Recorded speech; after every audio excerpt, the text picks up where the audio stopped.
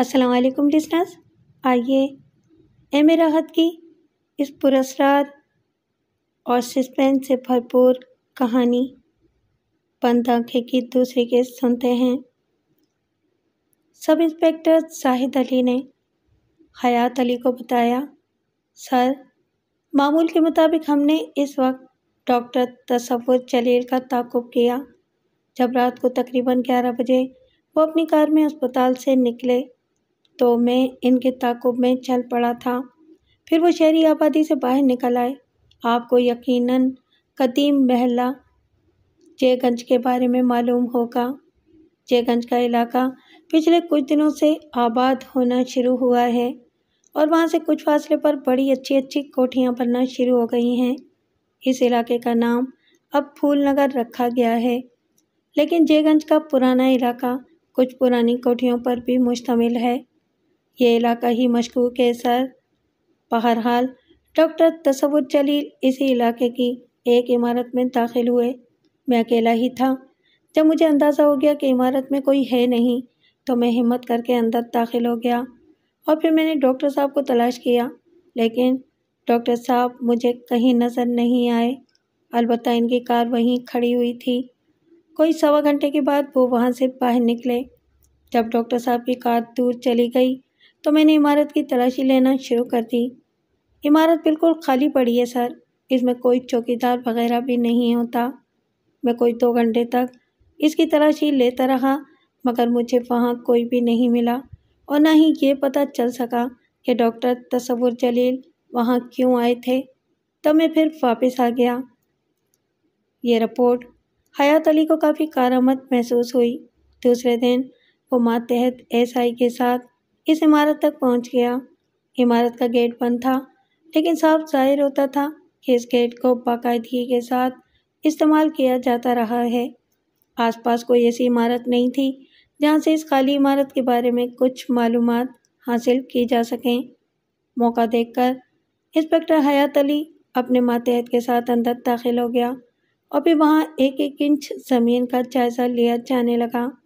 گاڑی کے ٹائروں کے نشانات اور اسے بہت سے نشانات وہاں انہیں ملے، جس سے یہ تو ظاہر ہو گیا کہ کوئی وہاں آتا جاتا رہتا ہے، لیکن وہ تہہ خانہ حیات علی کو نہ مل سکا جس کی نشاندہی ثنا حیدر نے کی تھی۔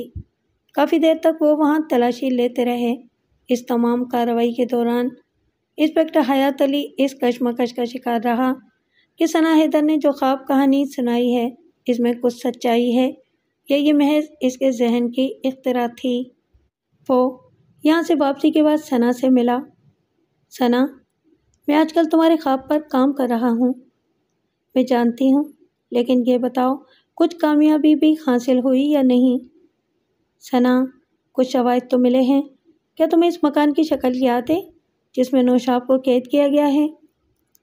نہیں، شکل تو مجھے یاد نہیں ہے۔ تم نے بتایا تھا کہ اس نے ایک تہہ خانہ کھولا تھا اور اس کے بارے میں کہا تھا کہ اسے اندر سے نہیں کھولا جا سکتا۔ جہاں سے اس نے وہ تہہ خانہ کھولا تھا، وہ جگہ، دیوار، کمرہ، کچھ تمہارے ذہن میں ہے؟ ثنا نے آنکھیں بند کر لیں۔ دیر تک وہ اپنے ذہن پر زور دیتی رہی، پھر الجھے ہوئے لہجے میں بولی، نہیں حیات، اب میرے ذہن میں کچھ نہیں ہے۔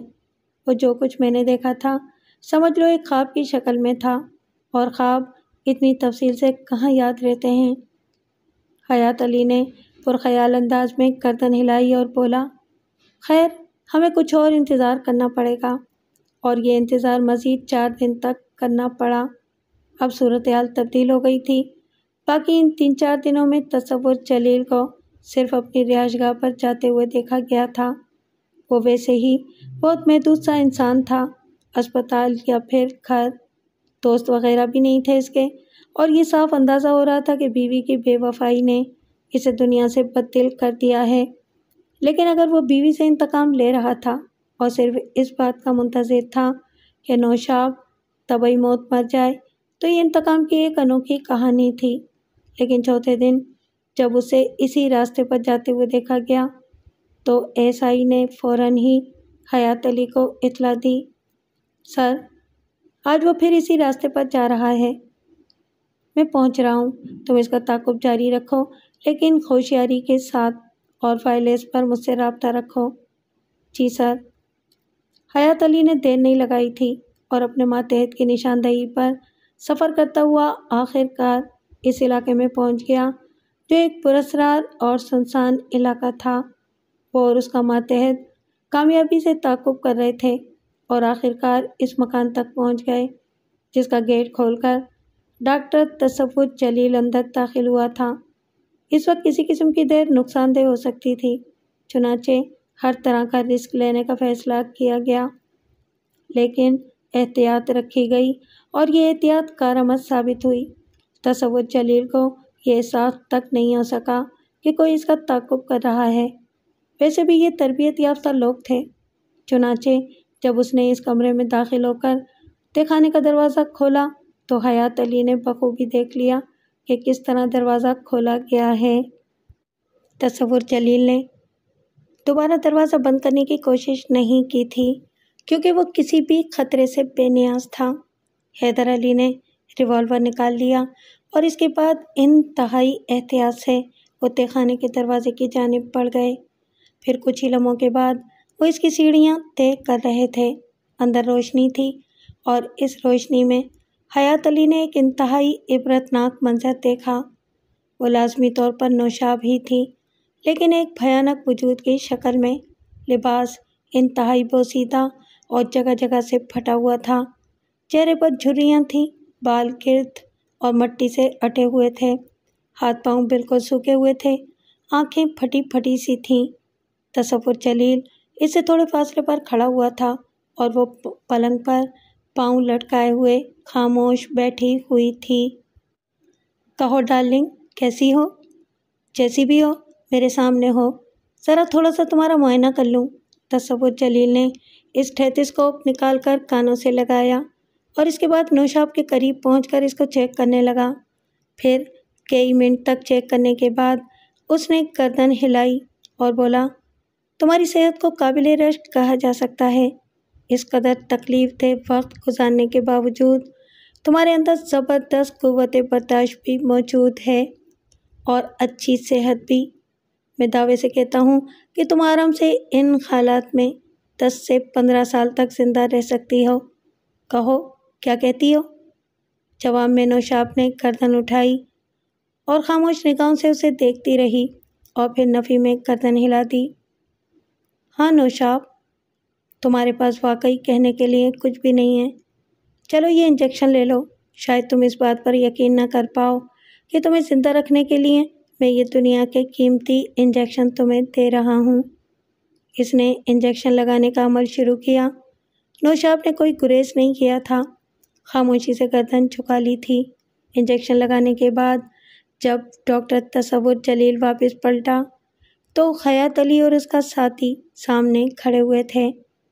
ڈاکٹر تصور بری طرح چونک پڑا اور وہ پھٹی پھٹی آنکھوں سے انہیں دیکھنے لگا، اور پھر کچھ لمحوں کے بعد اس نے خود پر قابو پا لیا۔ پولیس؟ بھائی واہ، غضب کے لوگ ہو، آ گئے، لیکن یقین کرو میں اس کے لیے تیار تھا۔ یہ بات نہیں کہ مجھے اپنی کسی کوتاہی کا شبہ تھا، بلکہ میں سوچتا تھا کہ جو کچھ میں کر رہا ہوں یہ جرم ہے۔ کسی کو میرے دل کی واردات سے کیا غرض؟ آفیسر، پہلی بات تو یہ کہ میں بالکل خالی ہاتھ ہوں، بس یہ سرنج ہے میرے پاس، کچھ تھوڑے بہت پیسے پڑے ہیں جیب میں، چنانچہ کسی جد و جہد کی ضرورت نہیں پڑے گی۔ چلو، گرفتار کرنا ہے لو کر لو، اپنے بارے میں اور کچھ نہیں کہوں گا میں۔ تصور جلیل نے دونوں ہاتھ آگے بڑھا دیے۔ انسپکٹر حیات علی کوئی بے وقوفی نہیں کرنا چاہتا تھا۔ اس نے اپنے ماتحت کو ہوشیار رہنے کی ہدایت کی اور خود بیلٹ میں لگی ہوئی ہتھ کڑیاں نکال لیں اور آگے بڑھ کر تصور جلیل کے ہاتھوں میں ڈال دیں۔ اسے خدشہ تھا کہ یہ تندرست و توانا آدمی اگر مدافعت پر تل گیا تو خطرناک صورتحال پیش آ جائے گی، لیکن تصور جلیل نے نہایت اطمینان سے گرفتاری دے دی۔ پھر وہ نوشاب کی طرف رخ کر کے بولا، خوش نصیب ہو نوشاب، لیکن میں ڈاکٹر ہوں۔ میں نے دیکھا ہے کہ موت کی آخری منزل میں پہنچنے کے باوجود بعض مریض اس طرح بچ جاتے ہیں کہ ڈاکٹروں کا سارا تجربہ جہنم رسید ہو جاتا ہے۔ یہاں ہم اس آسمانی قوت کو یاد کرتے ہیں جو زندگی اور موت کی ذمہ دار ہے، وہ جسے جو چاہے عطا کر دے۔ دیکھو نا، میں پہلے دن ہی تمہیں ہلاک کر دیتا، زہر دے دیتا یا کسی اور طرح مار دیتا، لیکن میرے ذہن میں یہ خیال آیا کہ تم زندہ رہو اور لمحہ لمحہ مرتی رہو، اور آج پھر زندگی تمہارے قریب آ گئی۔ چلو بھائی چلو، میں بھی اس بدبو کا عادی ہو چکا ہوں، لیکن میں محسوس کر رہا ہوں کہ تم لوگ خاصے پریشان ہو۔ کیا نام ہے تمہارا آفیسر؟ آرام سے بتا دوں گا ڈاکٹر تصور جلیل۔ چلو تم ان کی مسز کو سہارا دے کر اوپر لاؤ۔ ڈاکٹر کوئی گڑبڑ مت کرنا ورنہ میں تمہارے دونوں پاؤں ناکارہ کر دوں گا۔ نہیں کروں گا بھائی، نہیں کروں گا، میں بہت شریف آدمی ہوں۔ لیکن میری شرافت کو داغدار کر دیا گیا، مجھے مجرم بنا دیا گیا۔ یقین کرو میں فطری طور پر مجرم نہیں تھا، مانو یا نہ مانو۔ ڈاکٹر تصور جلیل کی گرفتاری ایک انوکھا واقعہ تھی۔ پولیس ہیڈ کوارٹر میں کھلبلی مچ گئی تھی کیونکہ بہت سے لوگ ڈاکٹر تصور جلیل کو جانتے تھے۔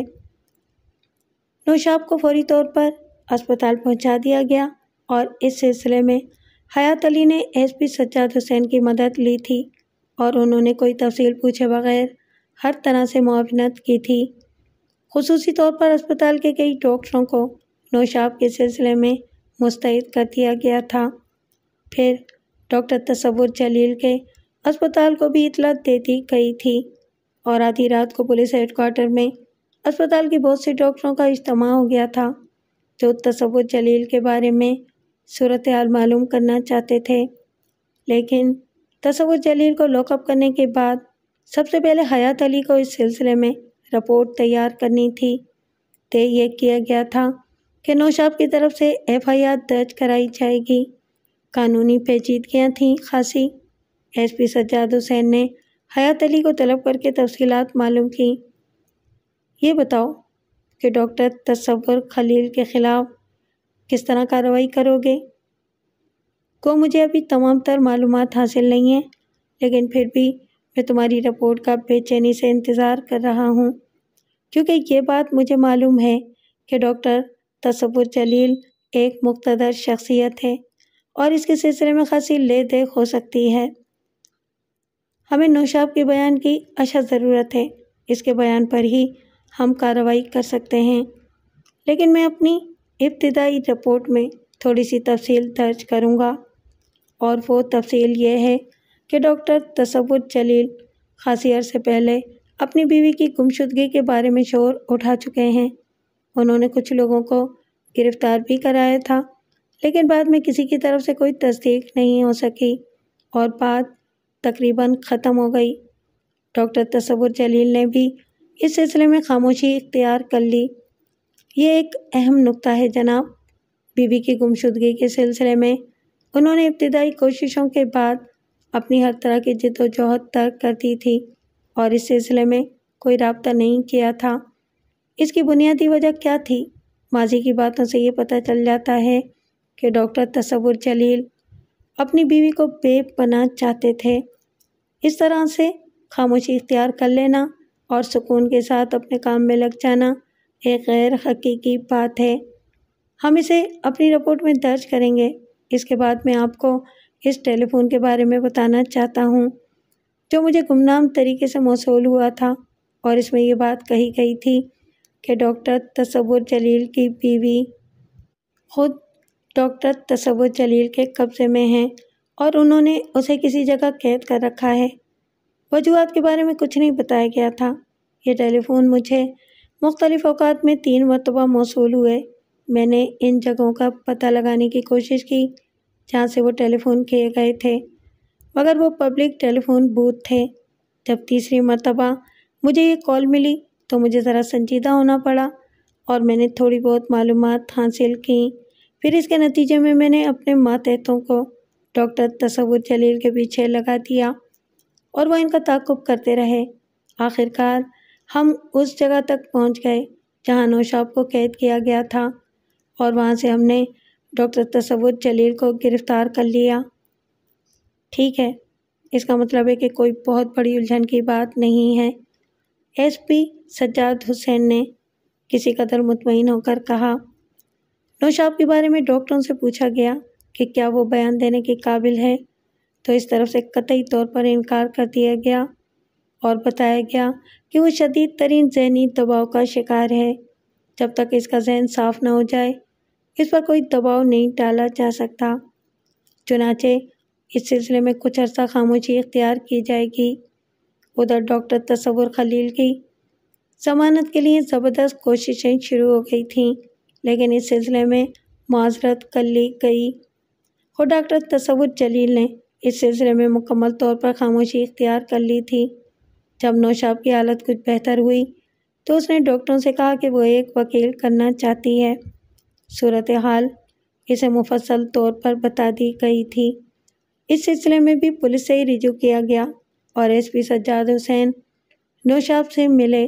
حیات علی بھی ساتھ تھا۔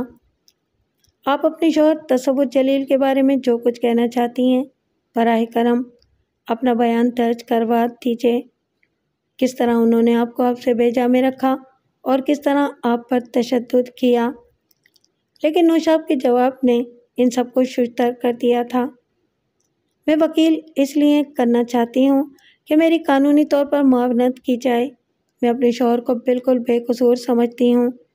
کچھ ایسی کوتاہیاں مجھ سے ہوئی تھیں جن کی بنا پر میرے شوہر مجھ سے برگشتہ ہو گئے تھے۔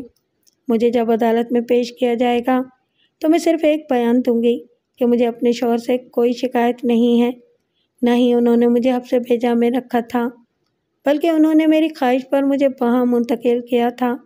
اب اگر میں ان کے خلاف کچھ نہیں کرنا چاہتی، اگر قانون ان کے خلاف کچھ کرے گا تو میں اس کی مدافعت اور مخالفت کروں گی۔ سب لوگ حیران رہ گئے تھے اور اس کے بعد ایس پی سجاد حسین نے کہا، اس تمام کہانی کا پس منظر کچھ بھی ہو ہم کہاں سے معلوم کر سکتے ہیں، لیکن جب وہ کہہ رہی ہے کہ وہ اپنے شوہر کے خلاف کچھ نہیں کرنا چاہتی تو پھر صورتحال بڑی گڑبڑ ہو جائے گی۔ قانونی طور پر صورتحال کو معلوم کیا گیا اور یہی پتہ چلا کہ اس سلسلے میں پولیس کچھ نہیں کر سکتی۔ بہرحال یہ تمام معاملات اب قانون کے سپرد کر دیے گئے تھے اور جب حیات علی کو ان تمام کاموں سے فراغت ہوئی تو اس نے اپنے مخصوص ہوٹل میں ثنا سے ملاقات کی۔ یہ ملاقات کافی وقت کے بعد ہوئی تھی۔ حیات علی نے مسکرا کر ثنا کو دیکھتے ہوئے کہا، ثنا، کیا ہم دونوں ایک دوسرے سے محبت کرتے ہیں؟ پتہ نہیں کیوں کر رہے ہو یہ سوال؟ یار، اتنے دن کے بعد ملے ہیں، نہ تمہاری صحت پر کوئی فرق پڑا نہ میری پر۔ روایتی باتوں کو چھوڑو، یہ بتاؤ اس سلسلے میں کیا ہوا؟ ویسے میں اخبارات میں تھوڑی بہت تفصیل دیکھتی رہی ہوں، لیکن میں نے تم سے اس کے لیے کوئی سوال نہیں کیا۔ ثنا، بڑی دلچسپ اور ڈرامائی صورتحال ہوئی ہے۔ جیسا کہ تم نے مجھے بتایا، نوشاب اس قید خانے سے دستیاب ہو گئی اور اس بری حالت میں کہ میں تمہیں بتا نہیں سکتا۔ وہ جگہ جو تم نے خواب میں دیکھی تھی اس قدر تعفن زدہ تھی کہ انسان کا دماغ الٹ جائے۔ میں نوشاب کو داد دیتا ہوں کہ اس نے اس بھیانک جگہ زندگی کو گلے لگائے رکھا، ورنہ وہاں ایک لمحے گزارنے سے تو موت کی قربت کہیں بہتر تھی۔ بہرحال بعد کے معاملات یہ ہوئے کہ نوشاب اسپتال میں ہے، کیونکہ 3 سال تک وہ جس کیفیت میں رہی اسے درست ہونا بہت مشکل کام ہے۔ یوں سمجھ لو ہڈیوں کا ایک پنجر تھا جس پر اب گوشت کی ہلکی ہلکی تہ چڑھنے لگی ہے۔ ادھر ڈاکٹر تصور جلیل پولیس کسٹڈی میں تھا، لیکن نوشاب کے بیان پر اسے فوراً رہا کرنا پڑا ہے۔ نوشاب نے جو بیان دیا کیا تم نے اخبار میں پڑھا؟ ہاں، چونکہ ان دنوں اخبارات کے پاس یہی ایک سنسنی خیز خبر تھی، اس لیے اس بارے میں خاصی تفصیلات میں لکھا گیا ہے۔ نوشاب نے اپنے شوہر کو معاف کر دیا ہے اور اپنی غلطیوں کا اعتراف کیا ہے۔ قانون اس سلسلے میں کیا کہتا ہے؟ یار، پھانسی ٹل جاتی ہے، سزائے موت ٹل جاتی ہے اگر مقتول کے ورثہ معاف کر دیں۔ یہ حبس بھیجا کا معاملہ تو کوئی حیثیت ہی نہیں رکھتا۔ ڈاکٹر تصور جلیل کو رہا کر دیا گیا ہے۔ خیر، جو تفصیل میں نے تمہیں بتائی، حیات، اس کے مطابق نوشاب کی غلطی تو تھی۔ میڈم میں اسی موضوع پر آ رہا ہوں، حیات علی نے کہا اور ثنا مسکرانے لگی۔ حیات علی سنجیدہ ہو کر ثنا کی صورت دیکھنے لگا، پھر بولا، ثنا، میرے دماغ کی چولیں ہل کر رہ گئی ہیں۔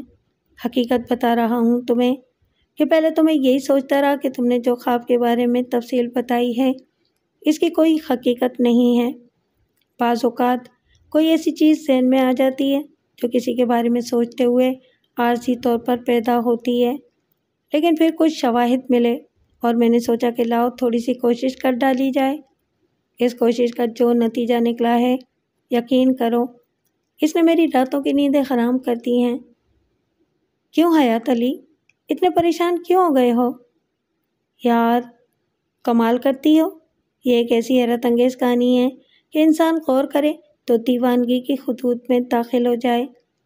بھلا تم مجھے بتاؤ، ایسا کیسے ممکن ہوا؟ ہو سکتا ہے اس طرح کہ کسی کے بارے میں کوئی خواب دیکھا جائے اور اس خواب کا ایک ایک منظر سچ نکل آئے۔ حیات علی، تمہارے علاوہ میرے لیے اور کون ہے جسے میں اپنی کسی الجھن کے بارے میں بتاؤں گی؟ میں تم سے کبھی اور کسی مرحلے پر جھوٹ نہیں بولتی اور یہ امید رکھتی ہوں کہ تم میری باتوں کو جھوٹ نہیں سمجھو گے۔ میں تم سے مذاق میں بھی جھوٹ نہیں بول سکتی۔ میرا گھر میرے لیے بالکل اجنبی سا بن کر رہ گیا ہے۔ ان لوگوں کا رویہ خراب سے خراب تر ہوتا چلا جا رہا ہے۔ میرا خیال ہے کہ ابو نے ان لوگوں سے کوئی دو ٹوک بات کی ہے اور وہ لوگ مجھے اس بارے میں بتاتے نہیں ہیں، لیکن میرا جہاں تک اندازہ ہے انہوں نے یہی کہا ہے کہ اگر ان لوگوں نے مجھ سے زیادہ روابط رکھے تو ابو اس گھر سے کنارہ کشی کر لیں گے۔ انتہا پسندی ہی کہا جا سکتا ہے اسے ثنا، کیونکہ تم جو کچھ کر رہی ہو، چلو ان کی نہ صحیح اپنی بہتری کے لیے کر رہی ہو، اور ہر شخص کو اس بات کا حق ہے کہ وہ اپنے لیے ایک باعزت فیصلہ کر لے۔ بس اتنا سا ضرور کرے کہ والدین کی عزت کو ہر چیز پر اہمیت دے۔ تم دیکھ لو، خدا کا شکر ہے کہ میرے نام کے ساتھ کوئی ایسی ویسی بات نہیں ہے جو والدین کے لیے بے عزتی کا باعث ہو۔ میں جانتا ہوں، بس یہی کہہ رہی تھی میں کہ اللہ کے بعد اب مجھے صرف تمہارا سہارا حاصل ہے، کیونکہ بہرحال میں ایک تنہا زندگی نہیں گزار سکتی۔ حیات علی بھی سنجیدہ ہو گیا، کہنے لگا کہ میرے حالات تمہیں معلوم ہے، تم جب چاہو میں اپنی والدہ کو تمہارے گھر بھیج سکتا ہوں، وہ باعزت طریقے سے تمہارا رشتہ میرے لیے مانگ لیں گی اور مجھے ایسا ہی کرنا ہے۔ ہاں، کرنا تو ایسا ہی ہوگا، لیکن تم صورتحال تو جانتے ہو حیات علی، کم از کم میرے سلسلے میں وہ لوگ اس قدر جذباتی نہیں ہو سکتے۔ یہاں بھی مجھ پر لاتعداد الزامات رکھے جائیں گے اور یہی کہا جائے گا کہ گھر سے باہر نکل کر میں نے یہ کارنامہ سر انجام دیا ہے۔ کہا جائے گا تو کہنے دو، وہ لوگ اچھی طرح جانتے ہیں کہ ہمارا یہ سلسلہ اس وقت سے نہیں ہے جب تم نوکری کے لیے گھر سے نکل آئی تھیں، بلکہ بہت پہلے سے ہے، اور انہیں اس بارے میں علم بھی ہے۔ خیر، یہاں بھی اگر ان لوگوں نے انتہا پسندی سے کام لیا تو میں اتنی ہی بغاوت کروں گی جتنی ملازمت کے سلسلے میں کی ہے۔ کیا تم میرے ساتھ دے سکو گے حیات علی؟ یہ سوال کرنے کی ضرورت ہے، حیات علی نے کہا، اور ثنا ایک دم ہنس پڑی۔ ایک دوسرے مسئلے پر گفتگو کرتے کرتے ہم کس طرح راہ بھٹک گئے۔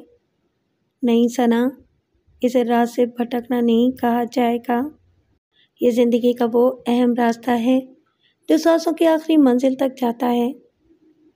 تمہارا شکریہ حیات، در حقیقت تم شاہراہ حیات ہو میرے لیے تو۔ واہ واہ، شاعری شروع ہو گئی جناب، اب اصل بات پر آ جائیے اور مجھے اس بارے میں پوری تفصیل بتائیے جس نے مجھے تنگ کر دیا ہے۔ اور کیا تفصیل بتاؤں؟ اس شخص کا حلیہ کیا تھا جس نے تمہیں یہ خواب بخشے؟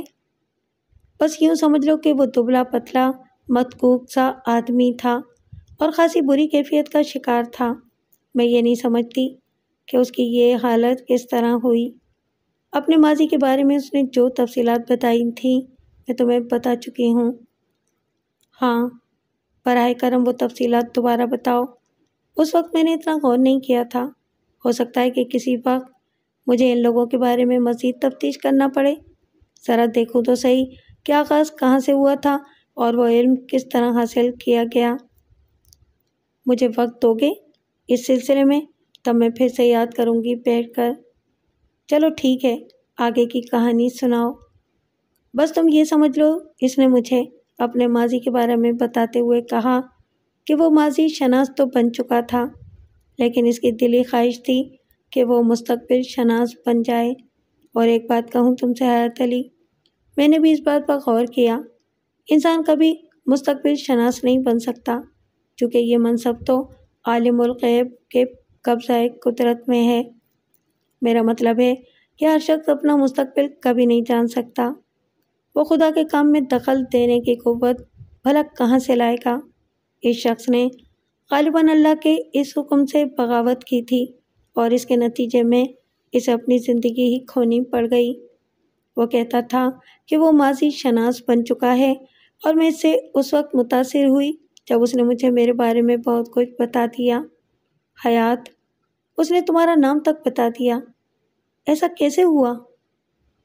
بالکل، اہم ترین نکتہ یہی ہے ثنا کہ ایسا کیسے ہوا۔ اس نے تمہارے بارے میں کوئی خواب تو نہیں دیکھا ہوگا، کیونکہ تم نے مجھے ایک ایک لفظ تفصیل سے بتایا تھا جو میرے ذہن پر نقش ہے۔ اس نے کہا تھا کہ وہ اپنے اس علم کو ضائع نہیں کرنا چاہتا، بلکہ جو بھی پہلی بار اس کے پاس آیا وہ اپنا علم اسے عطا کر دے گا، اور اس کے پاس پہلی بار آنے والی تم تھیں۔ تمہیں متاثر کرنے کے لیے اس نے تمہیں تمہارے بارے میں بتایا، پھر اس نے تمہیں اپنا علم منتقل کر دیا۔ اب میرے دماغ میں جو بات آئی ہے وہ میرے اپنے مطلب کی ہے، حیات نے کہا۔ کیا؟ ثنا، اس سلسلے میں تم تھوڑی سی کاوشیں کرو، جیسا کہ اس نے کہا۔ میں اب بھی نہیں سمجھی، ثنا پریشان لہجے میں بولی۔ نہیں، میرا مطلب ہے کہ اس نے آگے کے بارے میں کچھ کہا تھا کہ اس کی آنکھیں تمہاری آنکھوں میں زندہ رہیں گی۔ ہاں، کہا تو تھا، ثنا نے خوفزدہ لہجے میں کہا۔ اگر مناسب سمجھو تو کوئی تجربہ کرو اس سلسلے میں، یعنی اسے رہنمائی طلب کرو۔ میں تو خوف سے ہی مر جاؤں گی۔ نہیں ثنا، تم نے اتنا بڑا کارنامہ سر انجام دیا ہے، اب اس کا نتیجہ چاہے کچھ بھی نکلے۔ ویسے میری نوکری کے سلسلے میں یہ چیز بڑی کارآمد ثابت ہوئی ہے، خاص طور سے ایس پی سجاد حسین تو میری بڑی تعریفیں کرتے پھر رہے ہیں۔ اب انہیں حقیقت کا تو علم نہیں ہے، جو کچھ میں نے انہیں بتایا ہے وہ اسی پر بھروسہ کر رہے ہیں، جبکہ میں نے انہیں غلط بتایا ہے۔ میری رہنمائی تو تم نے کی ہے، لیکن میں نے انہیں یہی کہا کہ مجھے بس کسی کی ٹیلی فون کال آئی اور میں نے اس سلسلے میں تحقیقات شروع کر دیں۔ بہرحال اس چیز کو بہت سراہا جا رہا ہے۔ اب یہ الگ بات ہے کہ ان لوگوں نے آپس میں ایک دوسرے سے تعاون کر لیا۔ یہ بھی اس عورت کی بڑائی ہے، جن راستوں پر نکل گئی تھی اسے ان کا احساس تھا، اور اس نے اس طرح اپنے شوہر کو معاف کیا کہ شاید کوئی اس طرح سوچ بھی نہ سکے۔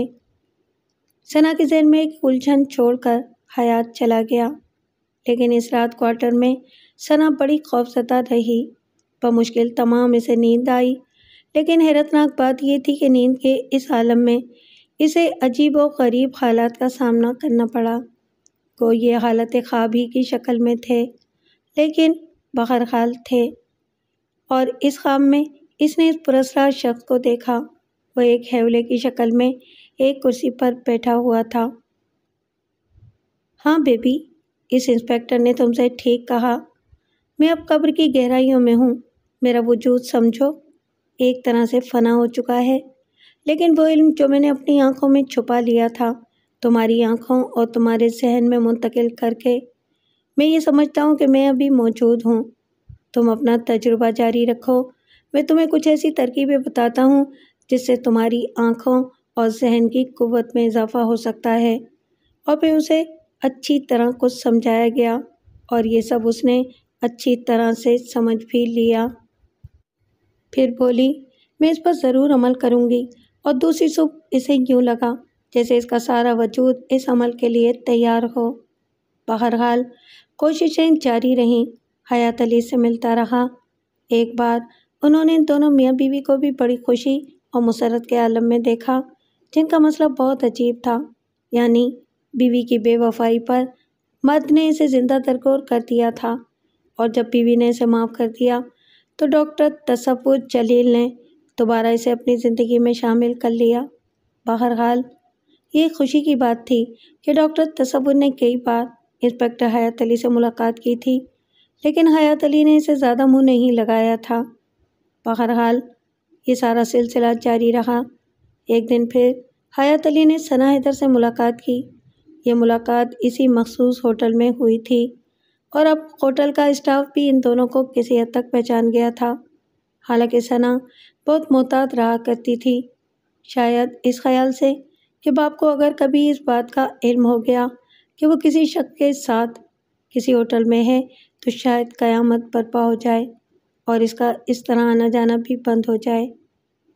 इंस्पेक्टर हयात कहता था कि सना अगर इजाज़त दे तो इस सिलसिले में वो एक शरीफाना कदम उठाकर अपनी वालदा को इन लोगों के घर भेज दें, लेकिन सना ने इसे ये बताया था कि बड़ी बहनें अभी बैठी हुई हैं और फिर इसकी तो इस घर में मुखालफत भी है, ये रिश्ता मंजूर नहीं किया जाएगा, थोड़ा सा इंतज़ार कर लिया जाए तो बेहतर है।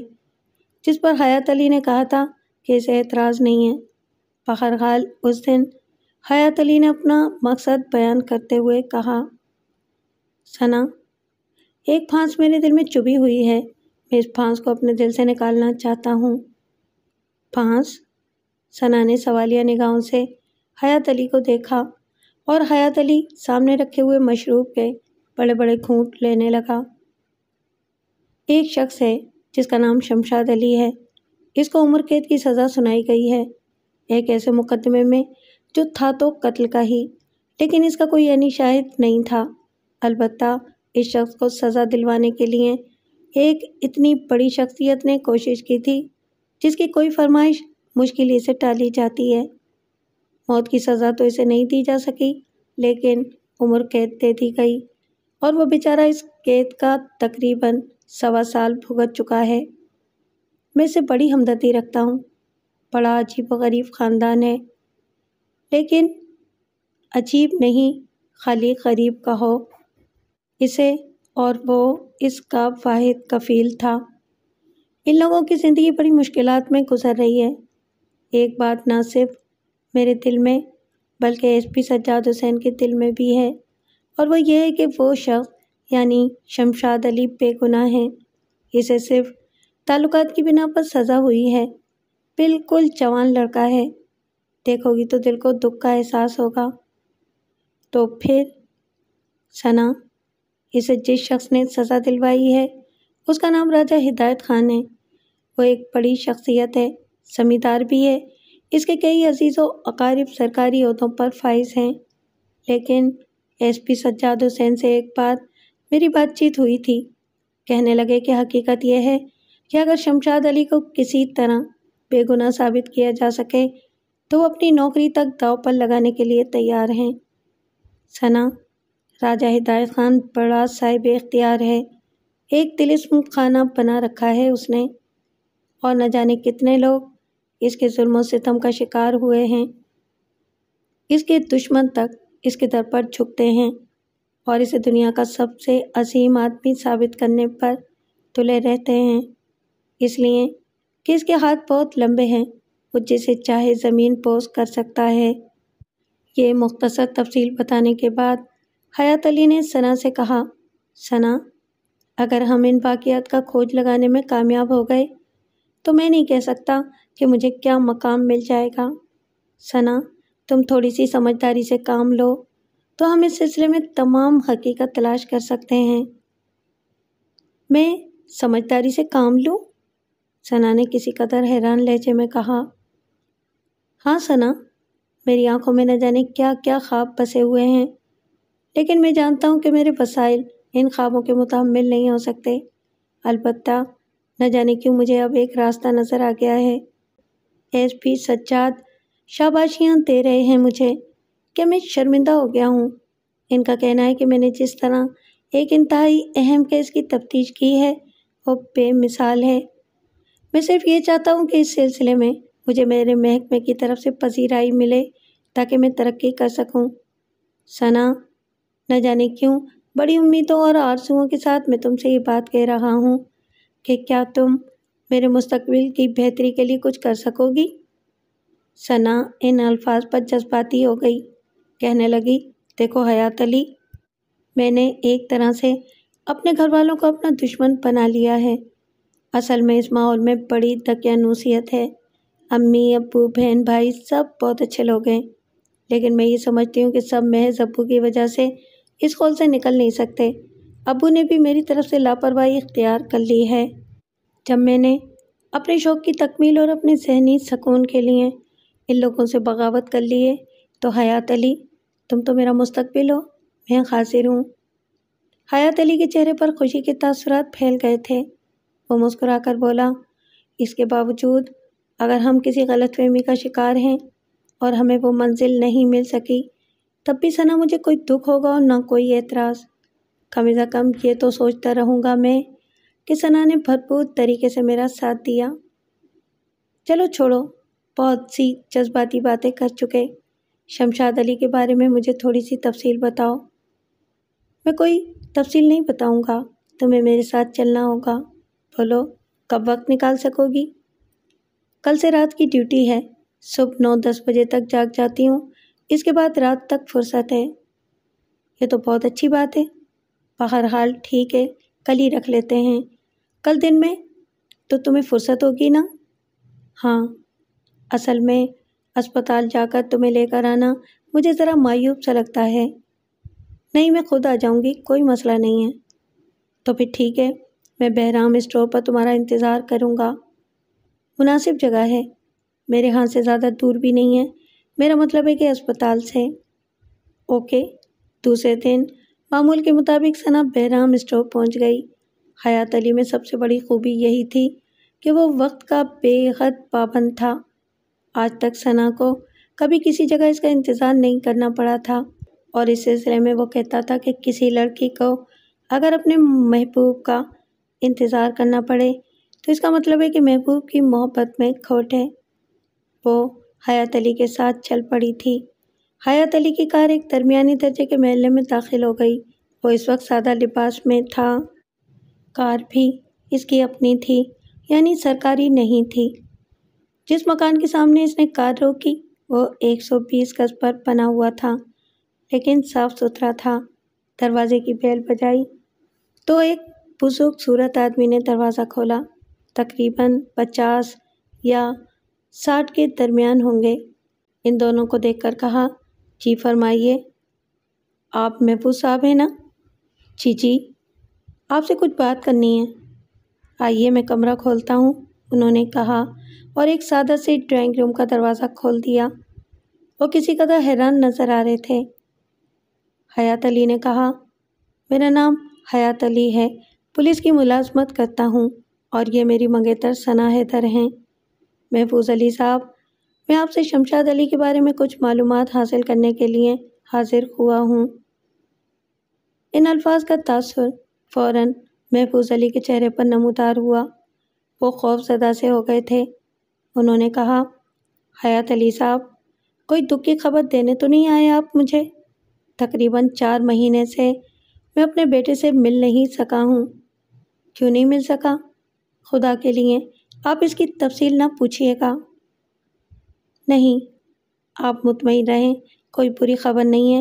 آپ سے ملاقات کے بعد شمشاد علی سے بھی ملوں گا۔ اللہ کا شکر ہے۔ پھر آپ مجھ سے کیا معلومات حاصل کرنا چاہتے ہیں؟ بالکل ابتدائی معلومات۔ میں جانتا ہوں کہ مجھے اس کا کوئی حق حاصل نہیں ہے، لیکن براہ کرم آپ مجھ سے تعاون کیجیے۔ کچھ ایسے خیالات میرے ذہن میں ابھرے ہیں جن کی بنا پر ممکن ہے میں شمشاد علی کی کچھ مدد کر سکوں۔ آپ کی دعاؤں اور اللہ تعالیٰ کی مدد کے ساتھ شاید میں شمشاد علی کو بے گناہ ثابت کر سکوں۔ آگے اللہ کی مرضی ہے۔ محفوظ علی صاحب نے بدستور آزردگی سے کہا، بے گناہ تو وہ تھا اور ہے، اور بے گناہ ثابت بھی ہو گیا تھا، لیکن بس ہماری تقدیر میں یہی سب کچھ تھا۔ اللہ تعالیٰ کی رضا یہی تھی۔ آپ مجھے ابتدا سے کچھ بتانا پسند کریں گے؟ کچھ نہیں عزیزم، یہ گھر جو آپ دیکھ رہے ہیں کچھ عرصے پہلے ایک کچا گھر تھا، میں نے ایک اسکول ماسٹر کی حیثیت سے زندگی گزاری۔ بیگم ہے میری اور 2 بچے ہیں، ایک بیٹی اور ایک بیٹا۔ اللہ تعالیٰ اسے اپنی پناہ اپنی امان میں رکھے۔ شمشاد علی گریجویشن کرنے کے بعد نوکری کی تلاش میں تھا کہ اسے ایک خاتون ملی جنہوں نے اسے اپنی طرف مائل کرنے کی کوشش کی۔ نوجوان لڑکا تھا، وہ خود بھی اس طرف متوجہ ہو گیا۔ بعد میں پتہ چلا کہ وہ خاتون بہت بڑی حیثیت کی مالک ہیں، قصبہ امیر شاہ کے مالک راجہ ہدایت خان کی وہ بہن تھیں۔ شاید وہ صاحب اختیار بھی تھیں، کیونکہ راجہ ہدایت خان تک بات پہنچی تو انہوں نے شمشاد علی کو طلب کر لیا۔ کچھ شرائطیں رکھیں انہوں نے، جن میں پہلی شرط یہ تھی کہ شمشاد علی اپنے ماضی کو بھول جائے گا، اپنے ماں باپ اور بہن کو بھول جائے گا۔ وہ جس حیثیت سے اسے سامنے لائیں گے وہ اس حیثیت سے سامنے آئے گا۔ شاید آپ یقین نہ کریں کہ شمشاد علی نے ان کی شرائط قبول نہیں کی اور یہ کہہ کر آ گیا کہ وہ ان لوگوں کے قابل نہیں ہے۔ لیکن پھر ایک دن کچھ لوگ اسے گھر سے اغوا کر کے لے گئے۔ 1 ہفتے تک وہ گھر واپس نہیں آیا اور ہم لوگ بے کسی اور بے بسی سے مارے مارے پھرتے رہے۔ پھر جب وہ واپس آیا تو اس کا جسم زخموں سے چور تھا، خوب چوٹیں لگی ہوئی تھیں اس کے بدن پر۔ اس نے ہمیں بتایا کہ اسے اغوا کر کے ایک جگہ پہنچا دیا گیا تھا جہاں اس پر تشدد کیا گیا، اور اس کے بعد حکم ہوا کہ راجہ ہدایت خان کی بہن کے سلسلے میں جو کچھ اس سے کہا گیا ہے اسے وہ کرنا ہوگا۔ اس کے نتیجے میں اسے بہت کچھ ملے گا۔ یہ عجیب و غریب کہانی تھی، ایسا پہلے کبھی نہیں ہوا تھا۔ ہم نے اپنے طور پر اس سلسلے میں احتجاج کیا، علاقے کے تھانے میں رپورٹ درج کرائی۔ پہلے تو ہمیں سنجیدگی سے سنا گیا، لیکن غالباً 4-5ویں دن ہی محکمہ پولیس کے چند افراد شمشاد علی کو پھر لے گئے اور اسے دھمکیاں دی گئیں اور کہا گیا کہ اگر اس نے یہ بات کہیں باہر نکالی تو اس کے پورے گھر کو تباہ کر دیا جائے گا۔ جو کچھ اس سے کہا جا رہا ہے وہی کرے۔ قانون نے ہی ہماری داد رسی نہ کی تو کس کے پاس جاتے؟ ہم بالکل بے سہارا لوگ تھے۔ میں نے، میری بچی نے اور میری بیوی نے شمشاد سے کہا کہ شمشاد مان لو ان کی بات، ہم لوگ کچھ بھی نہیں کر پائیں گے۔ پھر تیسری بار بھی شمشاد کو اغوا کیا گیا۔ وہ لوگ اسے مسلسل دھمکیاں دیتے رہے، یہاں تک کہ میں نے شمشاد کو اس بات پر آمادہ کر لیا۔ اس کے بعد محفوظ علی صاحب کی آواز رند گئی۔ بمشکل تمام وہ خود کو سنبھالنے کی کوشش کرتے رہے۔ پھر انہوں نے کہا، اور پھر شمشاد چلا گیا۔ وہ پہلی بار کوئی 3 مہینے بعد آیا، اور آنے کے بعد اس نے غمزدہ لہجے میں بتایا کہ اس کی شادی رانیہ سے کر دی گئی ہے اور وہ راجہ ہدایت خان کی حویلی میں بڑی عزت و احترام کے ساتھ رہ رہا ہے، لیکن اس کا دل ہم لوگوں میں پھنسا ہوا ہے۔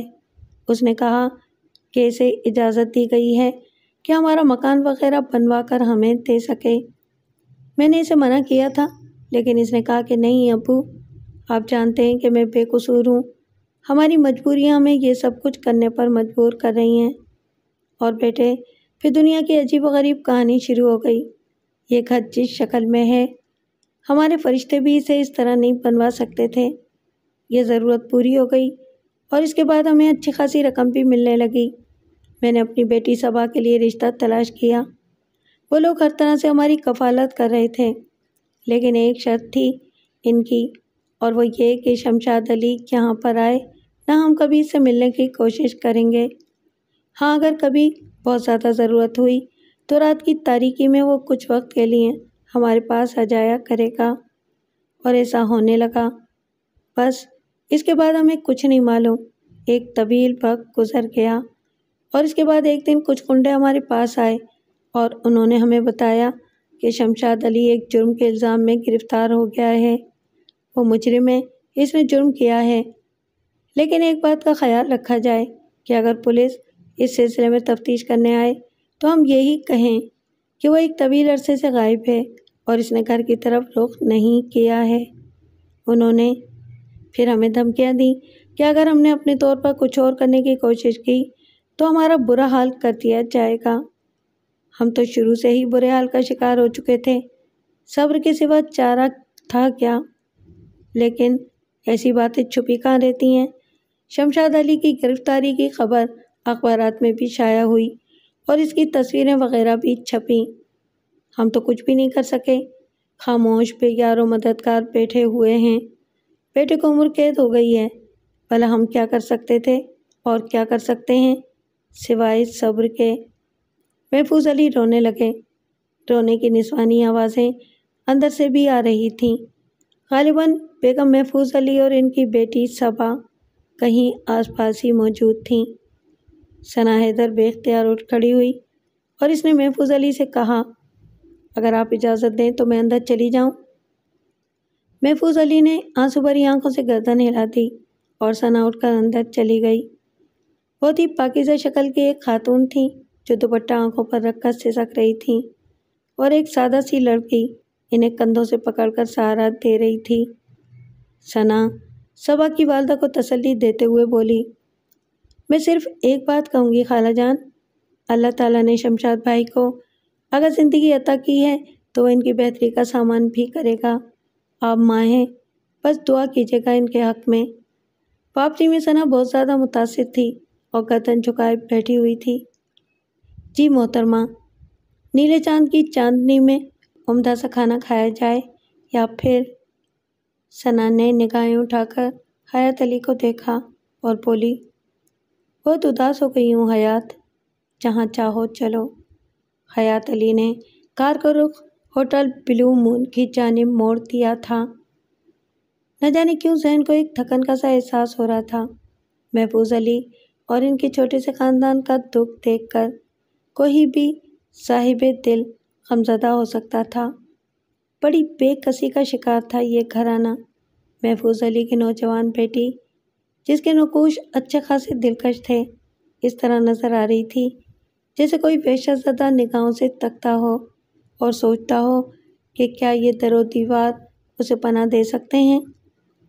بھائی جوان اور ماں باپ کا واحد سہارا ہمیشہ ہمیشہ کے لیے چھن گیا ہو تو زندگی کس قدر خوف کا شکار ہو جاتی ہے، یہ احساس اس گھرانے سے کھو رہا تھا۔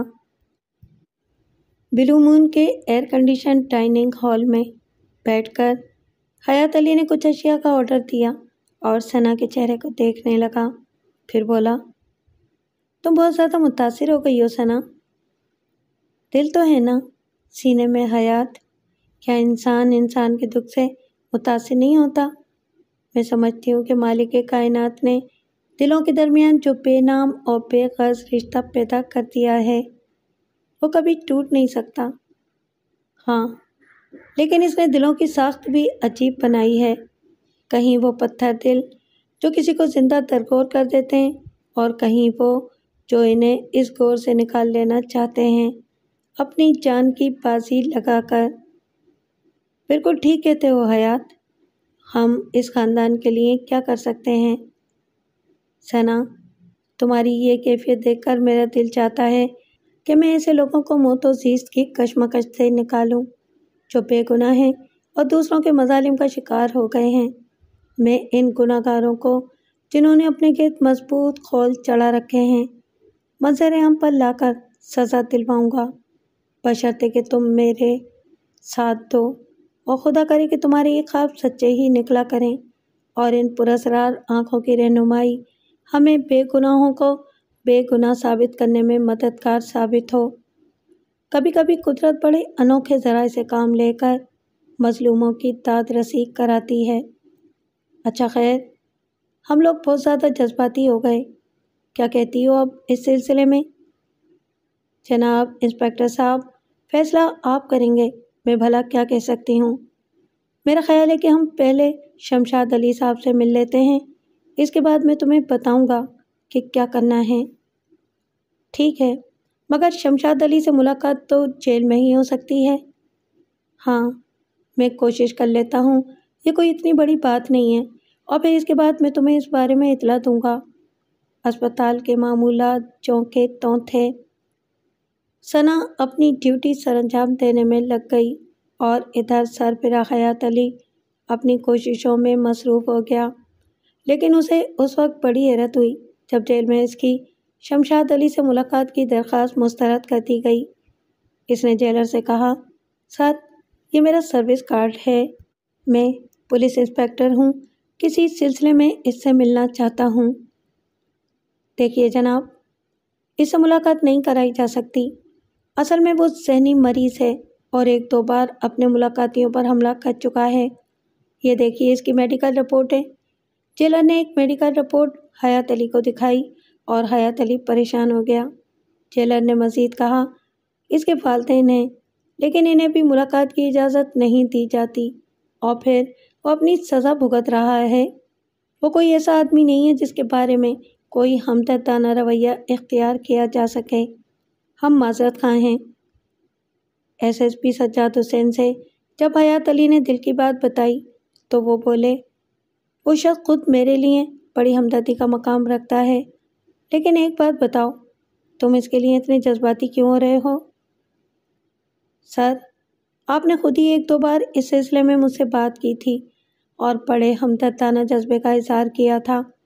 آپ نے فرمایا تھا کہ اگر اس شخص کی بے گناہی ثابت کرنے کا کوئی ذریعہ نکل آئے تو میں اس کے لیے اپنی نوکری تک داؤ پر لگانے کو تیار ہوں، اور تم یقین کرو ایسی ہی بات ہے، میں اب بھی اس کے لیے دل میں یہی جذبہ رکھتا ہوں۔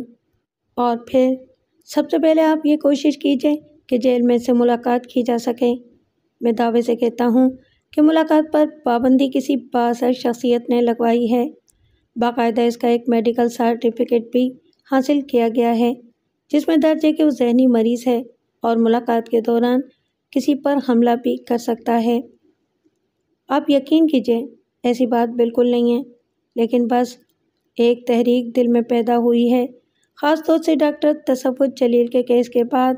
اس کیس کی نوعیت بالکل مختلف ہے، لیکن میں اس کے سلسلے میں کوشش کرنا چاہتا ہوں اور اس کے لیے مجھے آپ کی مدد درکار ہے۔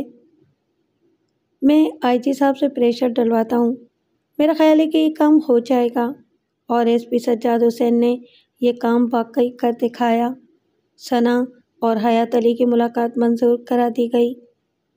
حیات علی نے کہا، ثنا، تجربہ کر کے دیکھو، پہلے شمشاد علی کو نگاہوں میں لاؤ اور اس کے بارے میں اندازہ لگاؤ، یہ صحیح معنوں میں ایک دلچسپ تجربہ ہوگا۔ ثنا جیل جاتے ہوئے ایک عجیب سی کیفیت محسوس کر رہی تھی۔ حیات علی نے اسے اسپتال کے باہر سے ساتھ لیا تھا۔ جب وہ جیل پہنچے تو جیلر ان کا منتظر تھا۔ آپ جس سلسلے میں بھی اس سے ملنا چاہتے ہیں ضرور ملیے۔ ظاہر ہے اوپر کے احکامات کو میں ٹال نہیں سکتا، لیکن ایک دوستانہ درخواست کرنا چاہتا ہوں۔ جی فرمائیے۔ میں چاہتا ہوں کہ آپ اس ملاقات کو مکمل طور پر صیغۂ راز میں رکھیں، کیونکہ اس طرح میرے لیے مشکلات کھڑی ہو جائیں گی۔ میں آپ سے وعدہ کرتا ہوں جیلر صاحب، یہ بات راز رہے گی۔ میں آپ کو آپ کے ہر طرح کے مفادات کے تحفظ کا یقین دلاتا ہوں، بشرطے کہ آپ آئندہ بھی مجھ سے تعاون کرتے رہیں۔ ٹھیک ہے، جیلر نے کہا۔ شمشاد کو کمرہ ملاقات میں لایا گیا تو ثنا کے دل میں اس کے لیے ہمدردی اور بڑھ گئی۔ شمشاد علی گردن جھکا کر ان کے سامنے بیٹھ گیا تھا۔ دلچسپ بات یہ تھی کہ شمشاد علی اپنی بہن کا ہم شکل تھا اور اس کے چہرے پر بڑی معصومیت نظر آ رہی تھی۔ میں آپ لوگوں کو نہیں پہچانتا شمشاد علی، 2-4 باتیں کرنے آئے ہیں تم سے، اگر تم مناسب سمجھو تو بتا دو۔ جی فرمائیے۔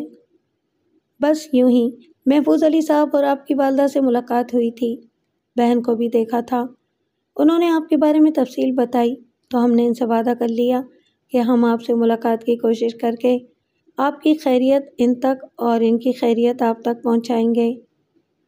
آہ، کیسے ہیں میرے ماں باپ؟ شمشاد علی نے بے قراری سے پوچھا۔ ظاہر ہے جس مشکل کا شکار وہ ہوئے ہیں، اس کے بعد یہ کہنا تو سراسر جھوٹ ہوگا کہ وہ خیریت سے ہیں، دکھی ہیں اور مشکلات کا شکار ہیں۔ ظاہر ہے بیٹے کی جدائی معمولی بات تو نہیں ہوتی۔ شمشاد علی کی آنکھوں میں آنسو تیرنے لگے۔ اس نے کہا، کیا انہیں مالی مشکلات بھی ہیں؟ میرا خیال ہے کہ نہیں۔ ہاں، خاصی بڑی رقمیں میں نے ان کے نام سے بینک میں جمع کرا دی تھیں۔ میرے یہاں آنے کے بعد تو ان پر کوئی دباؤ نہیں ڈالا گیا۔ میرا خیال ہے کہ نہیں، وہ خیریت سے ہیں، بس بیٹے کی جدائی سے غمزدہ ہیں۔ عمر قید ہوئی ہے مجھے، اب دیکھیں عمر کہاں تک ساتھ دیتی ہے۔ ویسے ایک بات آپ کو بتاؤں، اسے ذہن میں رکھیے گا، جب میری عمر قید کی سزا پوری ہو جائے گی تو مجھے فوراً ہی کسی دوسرے جرم میں ملوث کر دیا جائے گا، یا ہو سکتا ہے مجھے جیل میں ہی زہر دے دیا جائے اور میں زندہ یہاں سے نہ نکل سکوں۔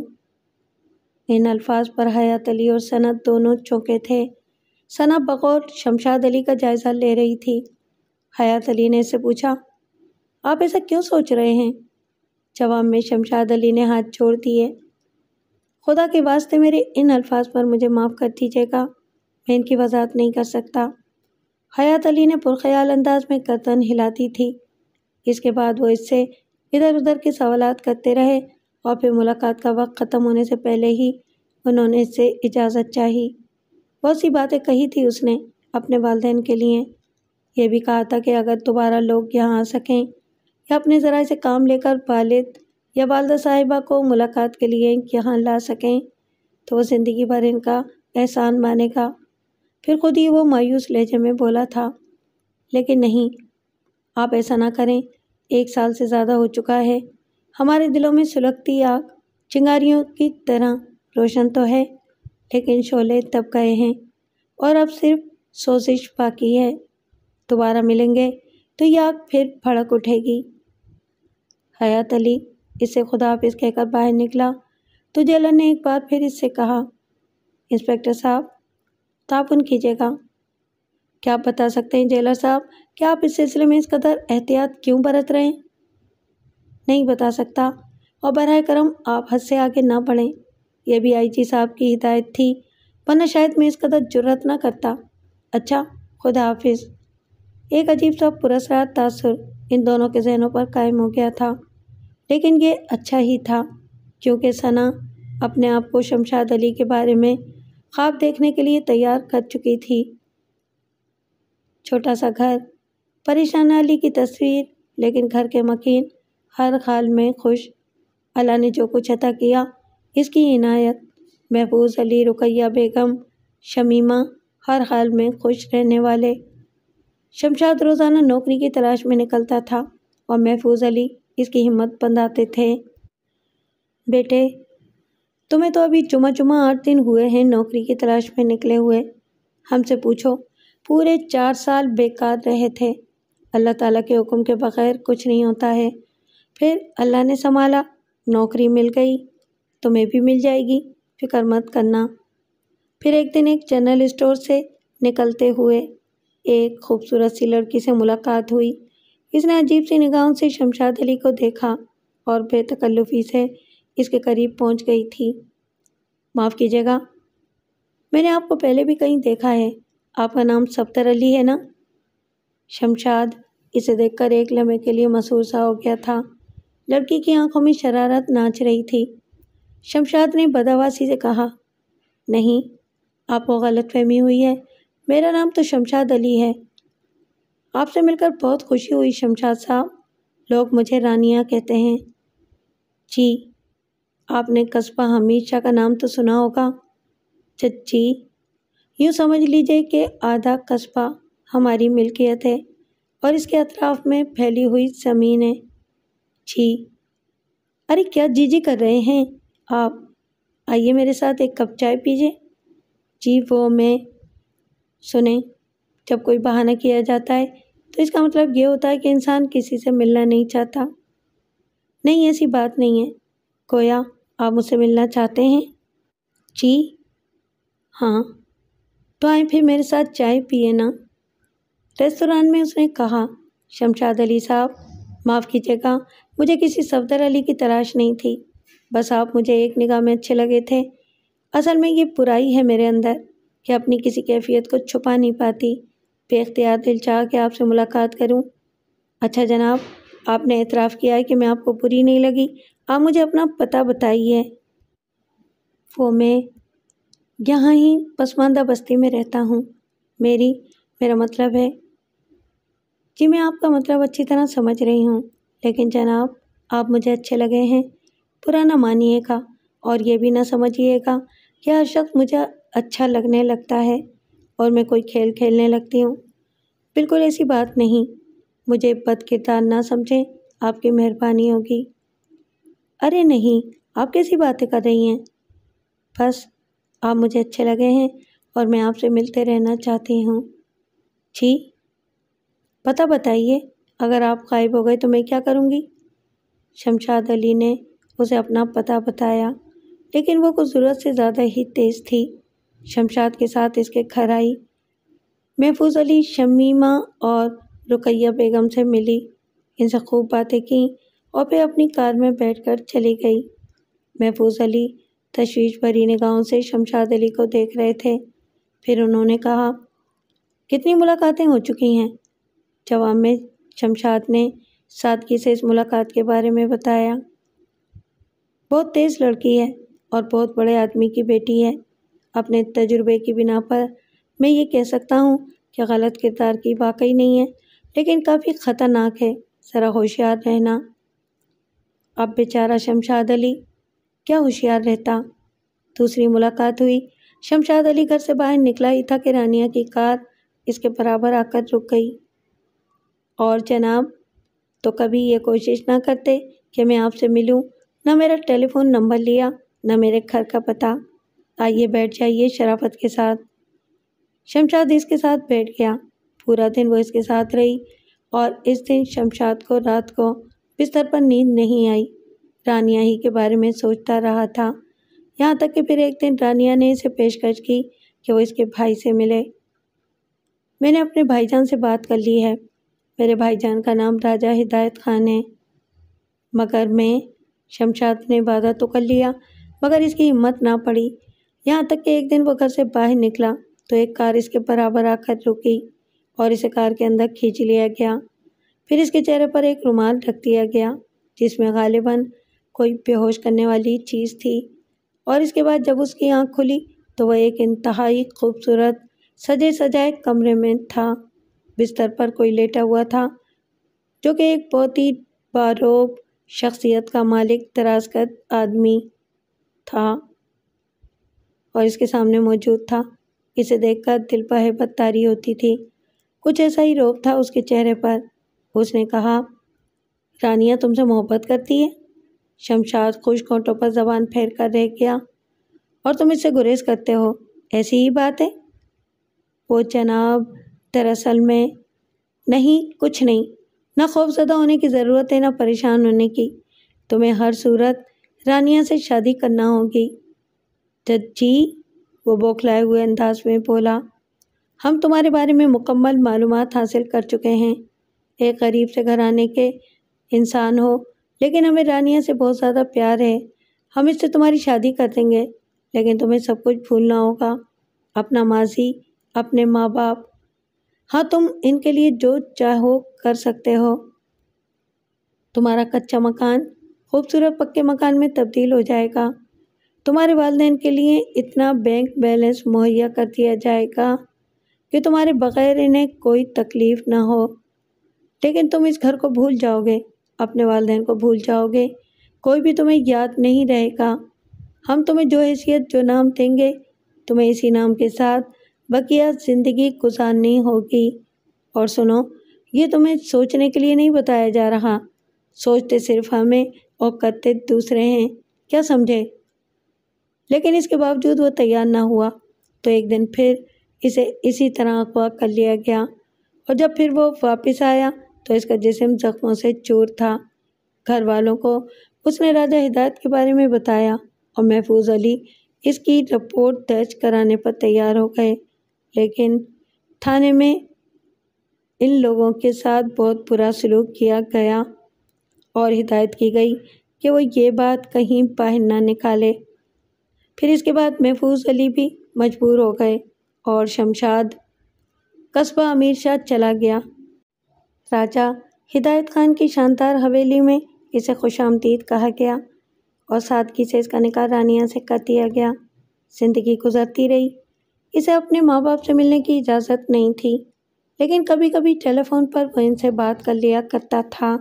یہ ٹیلی فون بھی راجہ ہدایت خان نے اسے خرید کر دیا تھا کہ وہ اپنے والدین کو دے دے۔ غرض یہ کہ وہ وہاں پرسکون زندگی گزار رہا تھا کہ ایک دن رانیہ اس کے پاس آئی اور اس سے کہا، کیا تم سمجھتے ہو کہ تم اور میں ایک آزاد زندگی گزار رہے ہیں؟ نہیں رانیہ، ہم آزاد کہاں ہیں؟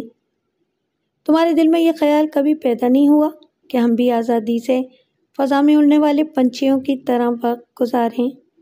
پہلی بات تو مجھے یہ بتاؤ کہ میں نے زبردستی تم سے شادی کی ہے، اپنے بھائی کو مجبور کر کے؟ کیا تم نے کبھی دل سے مجھے قبول کیا؟ تم نے کیا محسوس کیا رانیہ؟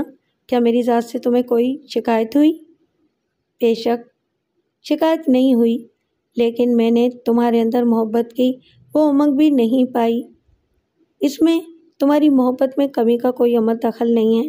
بس یوں سمجھ لو کہ میں اپنے ماں باپ سے دور رہ کر خوش نہیں ہوں۔ شمشاد، میں ایک سازش کا شکار ہو رہی ہوں، بہت بڑی سازش کا۔ مجھے اپنی زندگی کا خطرہ ہے۔ میں تمہیں صرف اتنا بتا سکتی ہوں کہ ہدایت خان صاحب میرے سگے بھائی نہیں ہیں۔ کہانی بہت لمبی ہے، بعد میں تفصیل سے بتاؤں گی۔ میں نے فیصلہ کر لیا ہے کہ میں تمہیں خاموشی سے لے کر یہاں سے نکل جاؤں گی۔ شمشاد بیچارہ سیدھا سادہ آدمی تھا، وہ خوفزدہ ہو گیا اور بولا، مگر رانیہ، اگر راجہ صاحب کو پتہ چل گیا تو؟ ہم انہیں پتہ نہیں چلنے دیں گے۔ میں اپنے زیورات اور نقد رقم، جو بہت بڑی ہے اور ہماری زندگی میں بھرپور معاون ثابت ہو سکتی ہے، لے کر یہاں سے نکل جائیں گے۔ میں جانتی ہوں کہ اگر ہم پولیس سے مدد لیں گے تو وہ راجہ صاحب ہی کی مدد کرے گی۔ ہم خاموشی سے یہاں سے نکل چلیں گے اور کسی گمنام گوشے میں جا کر زندگی کا آغاز کر دیں گے۔ رانیہ، مجھے ڈر لگتا ہے۔ تم جانتی ہو کہ راجہ صاحب بڑی پراسرار قوتوں کے مالک ہیں۔ وہ تو ٹھیک ہے، لیکن میں یہ قدم اٹھانے کے لیے مجبور ہوں۔ تم میرے شوہر ہو، میرا ساتھ دو، بزدلی مت دکھاؤ۔ ٹھیک ہے، جیسا تم پسند کرو۔ اور اس رات باہر بارش ہو رہی تھی جب رانیہ ایک بہت بڑا سوٹ کیس لے کر اس کے پاس پہنچ گئی۔ اس میں چند جوڑی کپڑے ہیں اور زیادہ تر میرے زیورات اور لاکھوں روپے کی دولت بھری ہوئی ہے۔ چلو نکلتے ہیں۔ نہیں رانیہ، اس طرح گھر چھوڑ کر نہیں جاتے بیٹے۔ تم جانتی ہو کہ اگر تم چلی گئیں تو میری کتنی بڑی بدنامی ہوگی۔ جہاں تک اس دولت کا تعلق ہے جو تمہارے سوٹ کیس میں ہے، مجھے اس کی کوئی ضرورت نہیں ہے اور لالچ بھی نہیں ہے، کیونکہ میرے پاس بہت کچھ ہے، لیکن تم اس طرح چلی جاؤ گی، یہ مشکل ہے۔ دروازے سے راجہ ہدایت خان کی آواز سنائی دی تھی اور شمشاد علی اور رانیہ کے جسم کا سارا لہو خشک ہو گیا تھا۔ دونوں تھر تھر کانپنے لگے تھے۔ چلو شمشاد، سوٹ کیس اٹھاؤ۔ آؤ رانیہ بیٹے، آؤ۔ تمہیں اگر مجھ سے کوئی شکایت ہے تو ہم دیکھ لیں گے، آپس میں کوئی صحیح فیصلہ کر لیں گے۔ رانیہ کو تو جیسے کاٹو تو بدن میں لہو نہیں تھا۔ دونوں نے مشینی انداز میں عمل کیا اور راجہ ہدایت خان کے ساتھ ساتھ چل پڑے۔ راجہ ہدایت خان انہیں ایک کمرے میں لے گیا تھا اور پھر اس نے انہیں ساتھ بٹھاتے ہوئے کہا، میری بہن مجھ سے جدا ہو جائے گی، وہ میرے بارے میں اتنے برے خیالات رکھتی ہے۔ میرے بچوں، مجھے بتاؤ، میں نے تمہارے ساتھ کیا زیادتی کی ہے؟ میں اس کا ازالہ کروں گا۔ یہ کہہ کر راجہ ہدایت خان نے ایک ملازمہ کو آواز دی اور اس سے کوئی مشروب لانے کے لیے کہا۔ 3 گلاس مشروب آ گئے اور راجہ صاحب کے محبت بھرے انداز پر دونوں نے مشروب کے گلاس اٹھائے اور انہیں خالی کر دیا۔ راجہ صاحب کے ہونٹوں پر مسکراہٹ تھی، لیکن گلاس کا مشروب ختم کرتے ہی ان پر غنودگی سی طاری ہونے لگی۔ اور پھر دوسرے دن جب نہ جانے کس وقت شمشاد کی آنکھ کھلی تو اس نے رانیہ کو لہو لہان اپنے قریب پڑے ہوئے دیکھا۔ اس کا چہرہ پتھر سے بری طرح کچل دیا گیا تھا اور وہ انتہائی بری حالت میں لاش کی شکل میں اپنے بستر پر پڑی ہوئی تھی۔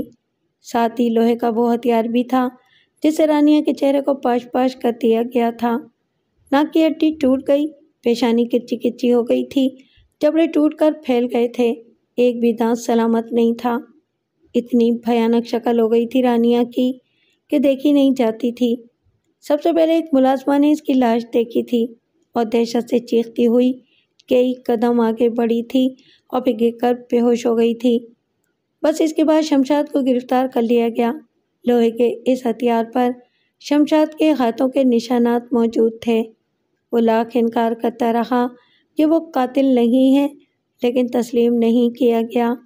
ہاں، عدالت اسے سزائے موت نہیں دے سکی کیونکہ کہیں سے کوئی ایسا عینی گواہ نہیں مل سکا تھا، اور پھر راجہ ہدایت خان نے یہ ہدایت کر دی تھی کہ اسے سزائے موت کے بجائے عمر قید دلوائی جائے۔ چنانچہ اسے عمر قید ہو گئی تھی، اور اب تقریباً 1.25 سال ہو گیا تھا اور وہ قید میں ہی تھا۔ یہ تھی شمشاد کی کہانی۔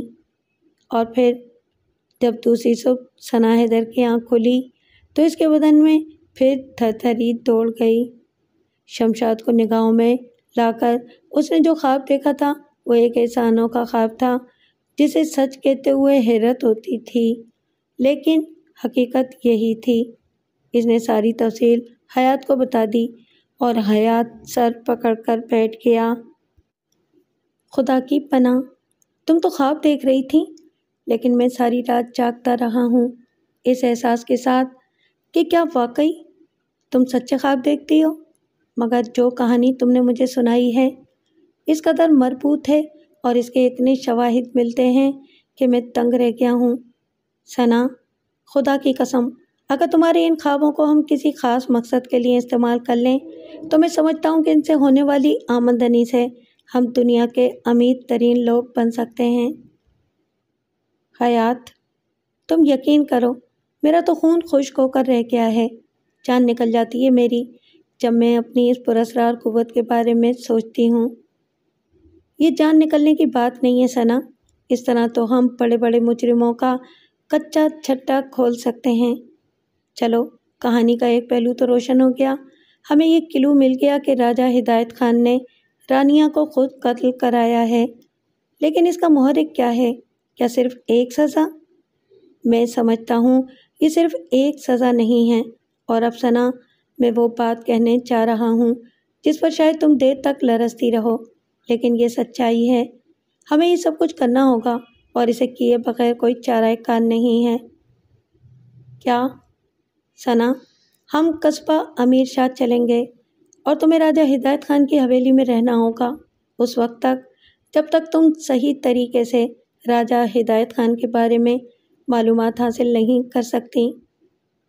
ثنا واقعی دہشت زدہ ہو گئی تھی۔